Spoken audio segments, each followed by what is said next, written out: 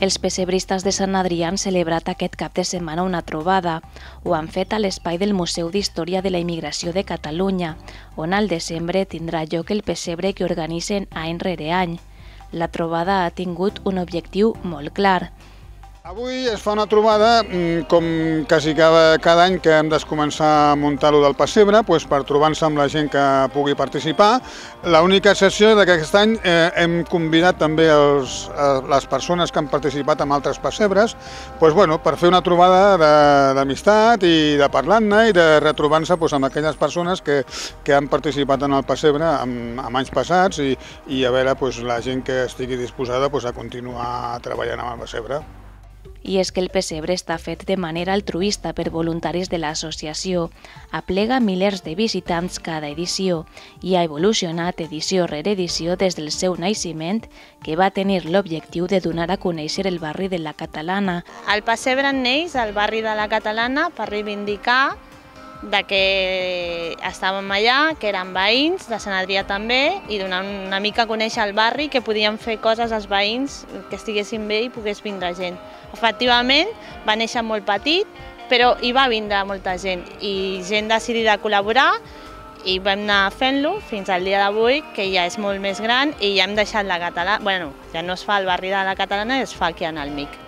A la trobada també s'ha parlat de la situació complicada econòmicament per la que passen. El pessebre es fa any rere any amb aportacions a les guardioles al mateix pessebre, patrocinadors, administracions i la celebració de diferents actes a la ciutat, però cada vegada obtenen menys fons i l'aportació a les guardioles ha anat decreixent. Per això els pessebristes estan buscant fórmules per assegurar la seva continuïtat. Una de les propostes és la de cobrar entrada a partir de l'any que ve. Fins ara ha sigut gratuït, però malauradament aquest any no hem pogut, a les guardioles no n'hi havia suficient, llavors l'any que ve no sé si podrem. Aquest any creiem que no és el moment i continuarà sent gratuït. La llau de visitants, al voltant d'uns 12.000 visitants l'any passat, ha fet que enguany s'incorporen novetats, com l'ampliació a mitja hora més cada dia per evitar les cues. Amb tot això, l'Associació de Pessebristes de Sant Adrià enceta la temporada forta de cara als dies clau.